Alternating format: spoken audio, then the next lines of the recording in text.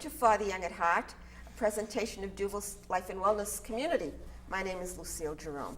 And on today's program, we're going to take a look at something. Have you heard the phrase, laughter is the best medicine? Well, that's today's program. And my guest is Lisa Wesson, and she's a licensed independent clinical social worker. She's a certified laughter coach, as well as a certified Reiki master. She specializes in geriatric and caregiver issues, and she's presented at many programs. So welcome, Lisa. I am so glad you could come today. Oh, it's a wonderful thing to be here today. Thank you. We have everybody's heard that phrase, laughter is the best medicine. It's very inexpensive, right? Let's talk about laughter. What's the benefit of laughter and humor and for all age groups?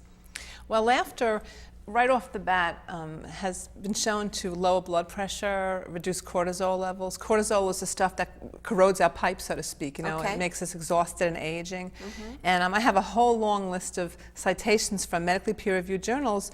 And if anybody wants them, I would say right away they can email me, and I'll send them my bibliography of studies at info@lisawesson.com. But anyway, laughter has been known to, it has this physiological effect of improving the immune system tremendously. How does it do that? Before we go on to some of the other benefits, how does laughter do something like that? You said it lowers blood pressure, too. Yeah. Well, what happens is when you laugh, first of all, it oxygenates the brain. Okay. And when you oxygenate the brain, what happens is we have two halves of the brain. It's separated by the corpus callosum. Okay. And when you get extra oxygen, this happens also when you're dancing, when you're doing exercise, any vigorous activity. Laughter happens to be great because you can be, for elderly people, they can be sitting or just walking and laughing and getting the same benefit as opposed to being an aerobic, running or being on a treadmill or something, or elliptical machine. So when you oxygenate the brain right away, the brain stimulates all the organs in the body. So what happens is the oxygen actually increases communication between the left and right hemispheres, Lucille. So when there's more communication between the hemispheres across the corpus callosum, it invigorates the whole nervous system. And all the hormones, all the glands are stimulated. Everything gets like a jolt because the oxygen, it zooms it up. When your brain is revved up, your whole body gets revved up. Okay. So that's one piece of it. And you said blood pressure, and you were starting to mention some other things too. Well, I'll tell physiological. So there's physiological Yes. improvements plus other things, but some of these things, it's physiological, amazing. the physiological. When I worked at Mount Sinai in New York in the hospital, I had, when patients referred to me, they were typically referred to me for depression or uncontrolled diabetes or a new diagnosis. Something has just come upon them. They just found out they had Parkinson's or something really serious. Okay. And that, how when they get referred, when you're in an outpatient unit in a hospital, they're mandated to see me 6 times. Many of them didn't want to see me, but they had to come because of whatever reasons. It's built into the program there. Okay. And what I found was that when you have a horrible thing in your life, how you can separate and get distance from it is to laugh at the absurdity and the shock of it. And for instance, people that had heart disease often had high blood pressure. And then they came to I ran a weekly laughter therapy group in the hospital. And when they started coming, they were all taking the medication. And I have documentation that after 12 weeks, even 8 weeks, many of them went off the medication. They were just less stressed. So again, in my laughter program, I also used relaxation techniques, healing with sound. It was a combination wellness program, but we did a lot of laughing. And I'm not saying to go off your medication if you laugh a lot. That's not what I'm saying. Never said it. No. But people who laugh a lot and also do other processes, there's a cognitive piece also. We talked about, before the show, how people often feel like victims. Yes. And part of my job as a joy-based counselor is to help people become not a victim, how they can see they're accountable and they're creating part of their life, or they're co-creating. Things are just not happening to them, they're happening for them, is my personal philosophy. Whether I'm right or wrong, it works to feel like things are happening for you. And that way you're not a victim, and that way you're not so depressed, and and your blood pressure isn't going off the charts. So it's all integrated. Right, right. Does that answer your question? Yes, it does, and it's very interesting. So if it has these physiological benefits, you could be alone in a room laughing. Well, yes. But at Mount Sinai, you had this group, and they were mandated to get there. You said For 6 weeks. For 6 weeks. But they often stayed past 6 weeks. And they often stayed past 6 weeks. But the point being that the laughter was helping them to lower the blood pressure, to improve the immune system. What else was it doing? Was it the socialization around them that Yes. also helped too? Yes, when you laugh with strangers, and many of these people that come to the group, they're all over 65 and they didn't know anybody else. And they're all shy. You know, nobody really wants to go to these groups. Very few people say, oh, good, I'm going to a group. They Right. often, a nurse or a nurse practitioner or a doctor referred them to me, and they just show up begrudgingly. But when you're in a group and you laugh, it builds, it's kind of social lubricant. It builds bonds. So I've seen in one session, total strangers become very comfortable with each other because they're laughing together. Sure, sure. And the laughter makes them feel bonded. It creates a very cohesive group of strangers, and then they want to come back. In fact, I have to say, without bragging, that a lot of my groups, the group met from 10 to 11:30 on Friday mornings, and by the time we were done, they'd go out to lunch together.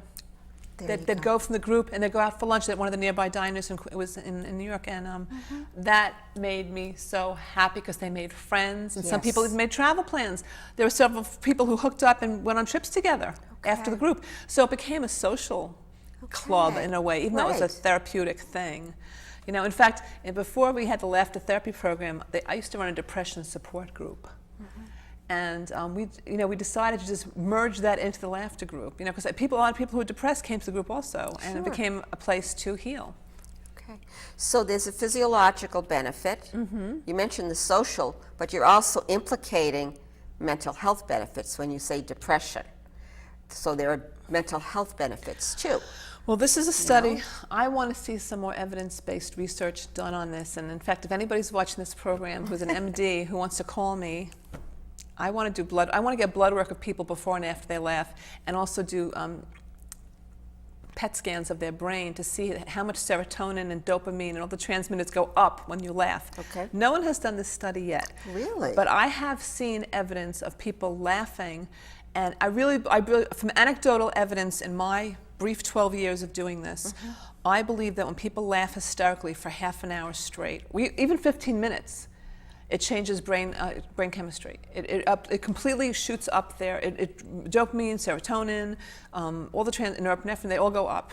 And I think it's very powerful. And if they can do it every day, this is a big claim, but I think that if someone laughs for 15 minutes a day, they could reduce or go off their medication. I'm not saying to go off medication, but I'm saying that if they really laugh every day, it changes the brain chemistry so powerfully that could be a possible way of weaning off the heavy meds if they're taking a lot of medication. So you're waiting for some definitive research. I mean, there has been research on the use of humor, and I've read but this particular piece hasn't been done. Well, I don't have the authority to do blood work. I can't authorize blood work and PET scans. I need an MD to do this with me. And actually, now that I have my license in Massachusetts, I have one in New York, but I need one up here. I think I'm ready to do it. I'm going to contact some MDs and see and pitch it to them and see if they want to go. We'll get a grant. You know, we'll do it. I have the whole thing sketched in my mind. I need before and after PET. Basically, I need before and after PET scans and blood work. I want. That's the only way you can prove what I'm saying. Sure. But I do believe it because I've seen, and I've had people. Again, I have lists of clients who went off their antidepressant medicine after 12 weeks in laughter therapy. Okay, we're talking about laughter. Okay. Yes. But what are people laughing at? Well, What are we laughing at? I mean, do you just laugh at anything? I mean, there's a sign here. I mean, what is it they're laughing at that you begin to work with them on? Great question.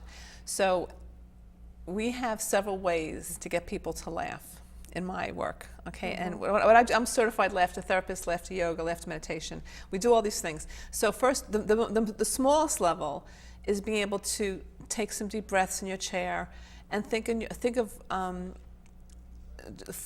something that really is bizarre in your own life, and embrace that absurdity, and also just laugh at the nonsense around you instead of complaining, turning complaining dialogue into, isn't this bizarre dialogue? You know? Laughing at the nonsense. Laughing at the nonsense versus being a victim, like, oh, poor me, poor me.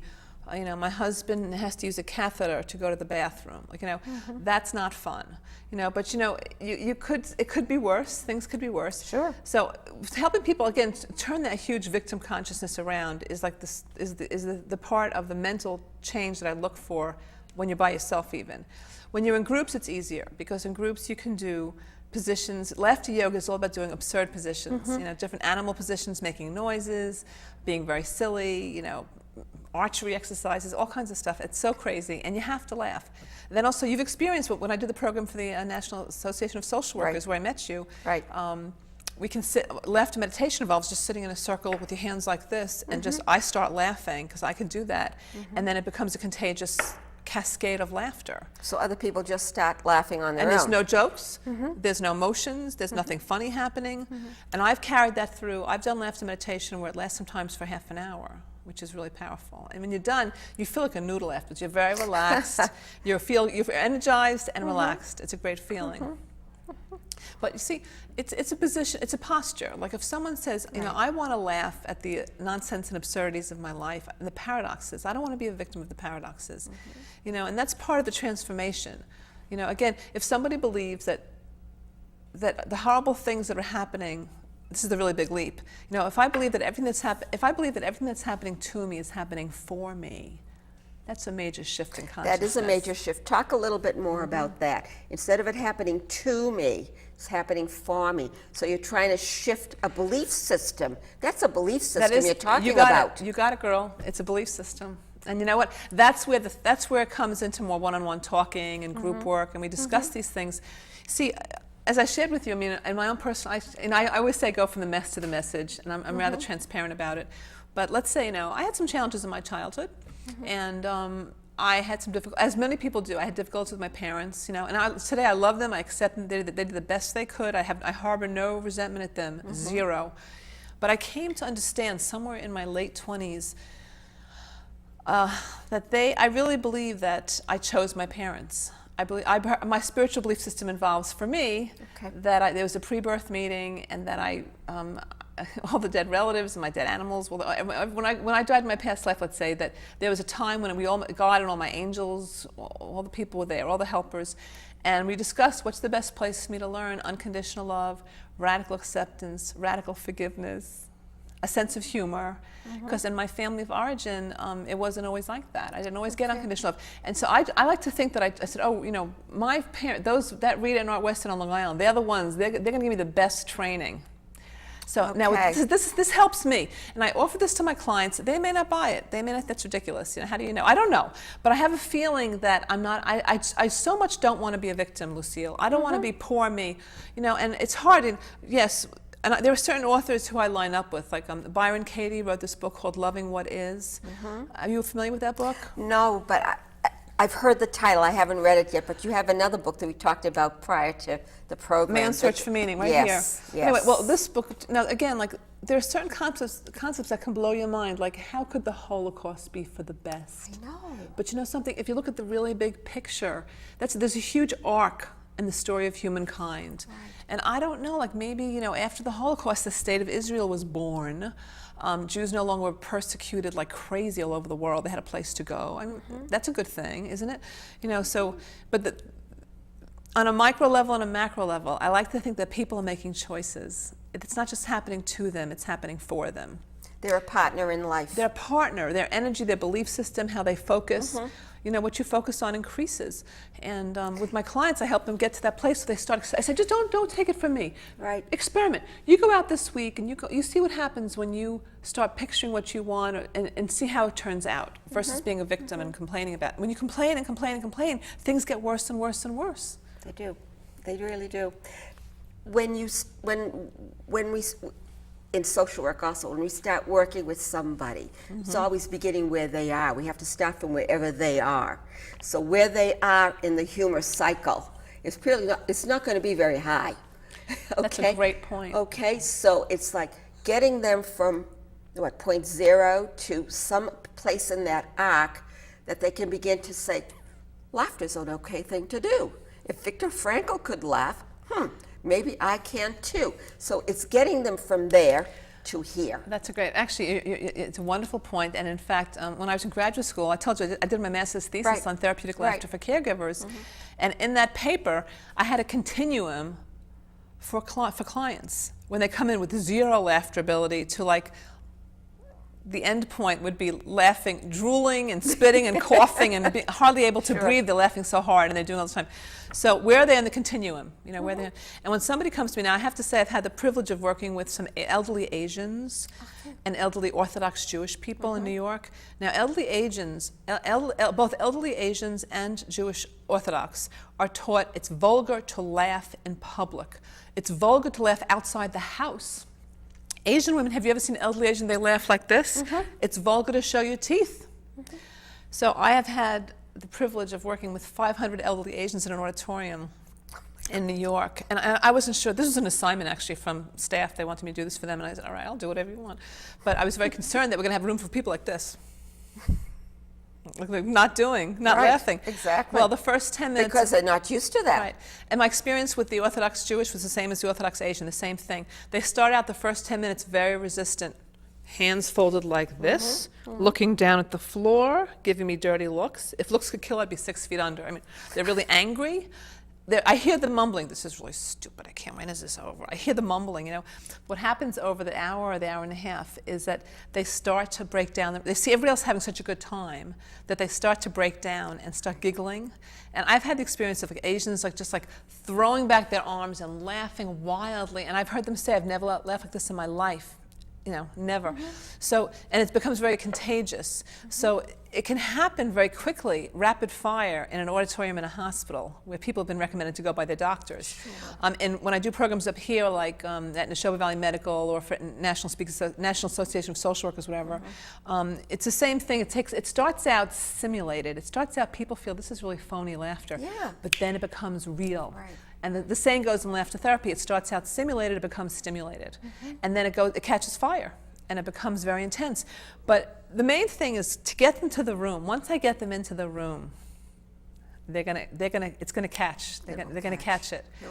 And then I want them to catch it. Like, for instance, I train people in my work when they're online at the cashier at Market Basket. And they have to get to an appointment. They're running. They could be on time if the person in front of them wasn't so slow. Now, these people who get very agitated, like I know someone who is always complaining that there's always someone in front of me who's counting her coupons and taking a long time, and I hate that. So I suggested that when you see someone take out, I just had that experience not 2 days ago. But you probably had it. You probably relaxed, and maybe you had something to read, or you made a phone call.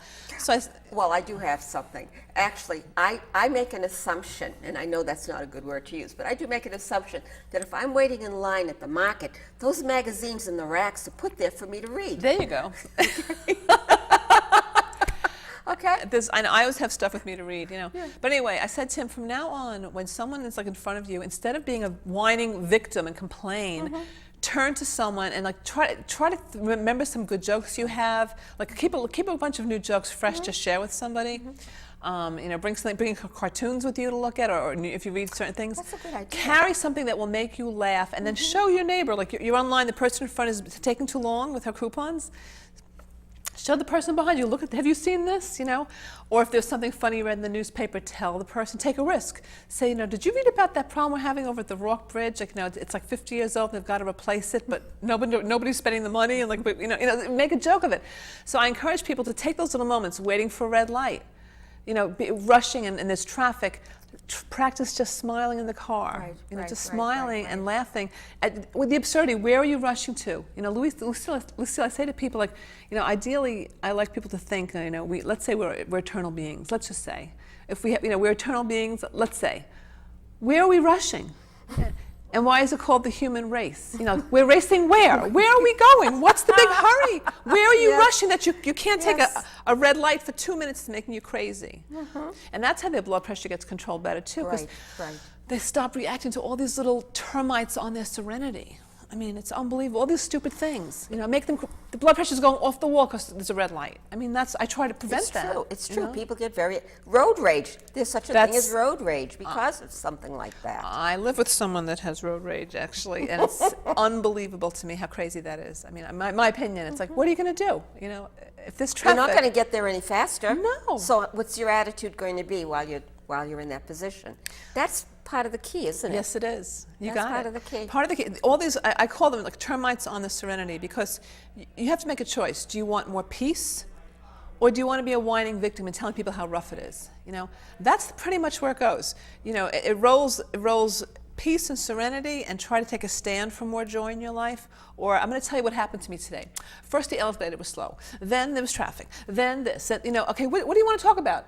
You know, that's how it goes. And unfortunately, most people like to have a little drama story going. And That's a whole other story. And the drama, well, with this drama story, what's on TV? It's all this drama. oh, it's total It's all drama. drama. It's ego run riot. Everyone's just like Ego run acting riot. Love out. that Ego run phrase. riot. But here we want to talk about. You asked me before the show, what's my favorite book? Yes, I did. And I want to just, you know, I'll send you a slide for this. But this Thank book, you. Man's Search for Meaning. Out of all the books on therapeutic laughter, this is my favorite because, as you know, I'll tell our listeners, Viktor Frankl was in a concentration camp, Right. and he was also. Do we have time? How much time do we have? You've got about 7 minutes left. So briefly, Got I'll time. just say that he was, you know, in Germany, he was actually a very skinny little man. You know, he was a psychiatrist, and he was married. He had a couple of daughters, and they were separated during the Holocaust. And he was in a jail. And when he first got to Auschwitz, he looked around and he saw these big, beefy German guys, and they were dying of starvation. And he thought, oh my God, I will never make it, because he was a skinny little thing. But he didn't worry about it too much. And what he did with his friends, you know, he wrote about this in the book, that every day they were fed, every other day, Lucille, they got a bowl of broth with a little chunk of fish or meat or chicken in it and a crust of bread. So he figured, he did the math, figured based on this meal plan, I'm going to be dead like in 6 months, whether they gas me or not. I mean, who can live on this? But things changed for him. So people were dying. The big heavy guys had a lot of meat on them, but they were dying because it's mental. So Viktor Frankl had a bunch of guys get together. They were like his laughter buddies. He didn't call them that in the book. He was his peers, his comrades, he called them. Sure. And they laughed they made fun of the guards. They imitated the guards. They put on little performances. They put on shows. They acted out. They complained about the hotel service. They were like they made believe. He said in here they made believe they were like a Ritz-Carlton or something, and it was terrible service. You know, the food wasn't good, and the accommodations were terrible. And they'd joke about this, you know. And they put on little skits every day. They had a skit, and it made them all laugh. They had fun, and he also every day he laughed every day a lot during the day, and he also looked out through the bars of his window, and he'd watch the sunrise. He'd see a bird. He'd see something beautiful, and he would think of his wife and his daughters, and he would feel the love. You know, in the Hindu tradition, in the Ayurveda, they talk about prana, the love energy. And we don't have a word in English that matches this. Love is love, but prana is something you can live on. And I believe, well, he doesn't use the word prana, but I believe Viktor Frankl, he was living on prana because he didn't get food, and he survived. He was there for 4 years, survive. and he didn't die of starvation. That's right. And he said this. I want to share this one quote. Viktor Frankl said, "I never would have made it if I could not have laughed. It lifted me momentarily out of this horrible situation, just enough to make it livable." So here he was, you know, whenever he was skinny Marink, and he laughed, and he felt the joy and love in his heart every day. And he wasn't a victim. He kept himself above it, and he was laughing and having fun with people and making the best of it. And that fed him more than the crust of bread and the stupid soup he got every other day. So I think there's a lot to be said for, you know, I'm not going to say you can live on laughter, but there was something about what happened to him. It's a miracle that he survived. And he was very skinny. He went into the camp skinny to begin with. Already, that's right. And here I am, a plus-size woman, very consciously thinking, wow, that's a good diet for me, you know, laughter and joy, you know, no food, just laugh a lot. Does laughing burn calories? Actually, it does. Does it really? It actually does about 50 calories an hour, which is You have to laugh for an hour Yeah. to burn 50 calories? It is. That's like a chocolate bar. Actually, No, that's more- I have a that's a- graphic. I have a graphic. I know it's not a lot of calories. It does burn some Okay, calories. but it's still something. Yeah. Okay. Yeah. Actually, no, excuse me, not an hour. 50 calories in 15 minutes. Okay, 15 okay. minutes. So it's 200 an hour. We have about 4 minutes left. I want to talk a little bit about the poor use of humor. Okay, Because destructive humor. Destructive humor. And I know that we have something that we can deal with. Yeah, and we have a Okay? slide. I have That's the right. slide. You mean? That's yeah. right. Yeah, I do. There is destructive humor, and Well, we need to be careful of that. When I do those CEU programs and team building programs, I talk about destructive versus constructive humor. Right. And basically, destructive humor is when you're laughing at someone, in whether it's a gender issue or religion or their weight or something about a person or a nationality even, and it's criticizing an external situation that's You're a striking them at their prejudice. soul when you do that. And also the words, the word sarcasm comes from the Latin sarcassa, which means to tear flesh. Ooh, So sarcasm, I'm against sarcasm actually. Being sarcastic is never funny to me. I don't think, I'm just, somebody says something mean to me, I'm just kidding. I don't think so, And constructive humor has to do with making fun of yourself or making fun of an absurdity or a paradox. When you're making fun of yourself, you're never harming somebody else. It's always funny. I can make fun of myself and I'm not hurting anybody. Exactly. So if someone said, oh, I'm just kidding, don't take it so seriously, that should be a clue. That's a clue. Yeah, that's harsh. When somebody says something mean, and then they say, I'm just kidding, can't you take a joke? Well, if they do that enough times, they're not my friend anymore. I don't hang out with people like that. And also I encourage my clients to not tolerate sarcasm. It's very abusive. It is abusive. Very it is abusive. a type of abuse. We don't think of it that way, though, but it is. I know we've covered a lot of territory in a short period of time, and I'm glad you mentioned Viktor Frankl, because I do remember that quote. I didn't remember the exact words. Well, of course, that's why I write it here, so I don't get it. I'm glad you did. Yeah. I'm glad you did that. And you have a therapeutic laughter credo here. There's like 18 premises that we could think about. Okay. For example, I like this particular one. We embrace the paradoxes, absurdities, and incongruities to enhance the quality of our lives. In a nutshell. That's it. Well, these are very essence-y. These are very essence-y, pithy things. Right. But that's what I talk about. Whether you can choose to be a victim. Right. The question is, do you want more peace and more freedom, or do you want to have your drama story? You got to make a choice. Well, the drama might sell you 5 minutes on TV. But what does it do to your heart, your immune system? Right, it wears you over out. time. It wears you out. And it's not really fun. I always tell people, do you want an A movie or a B movie? It's like you're living the B movie. It's a lot of drama and crashes and commotion and tears and regret. Well, you can create a better life by not focusing so much on that stuff. Okay. So as we summarize in less than a minute, the key phrase is to laugh at the absurdity of life. To try to find a way to do that. Well, I agree. Yeah, I think that pretty much sums it up. And if you don't know what your absurdities are, then you need to learn, get some help to be educated. Speak to a friend or a counselor or a minister to find what is absurd in my life, because everyone has absurdities in their life. The red light that doesn't change when you need it to change right away. That's an absurdity. Exactly. I want to thank you so much for coming today, and I want to thank you for watching today, and I certainly hope this has been a new way to look at laughter and humor. And when we say laughter is the best medicine, we've grown up on that particular phrase. Maybe it is one of the medicines in our medicine cabinet that we can use. Okay? So thank you again for watching.